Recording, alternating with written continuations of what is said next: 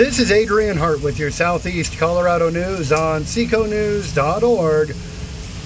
We're looking at tonight's Southeast Colorado thunderstorm impacting Otero County. A severe thunderstorm warning issued from the National Weather Service office out of Pueblo. Impact includes hail damage to vehicles expected, considerable tree damage, wind damage, also likely to mobile homes, roofs, and outbuildings. Locations impacted include La Junta, North La Junta, Rocky Ford, Las Animas, Swing Shara, Higbee, Timpas, John Martin Reservoir, and Fort Lyon.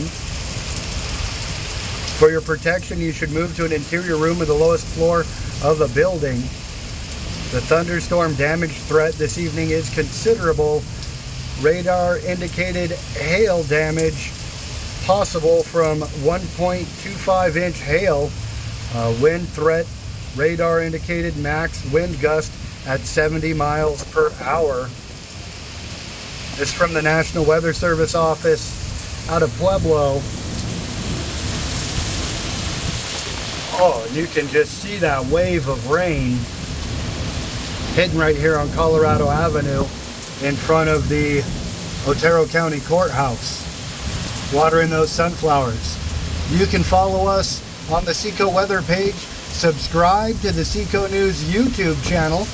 We'll have some occasional live stream coverage of downtown storms like tonight. And of course, watch for our wet and dry parade tomorrow, where we will probably get wetter than this. With your Southeast Colorado weather from the Seco News studios in downtown La Junta, Colorado, I'm Adrian Hart.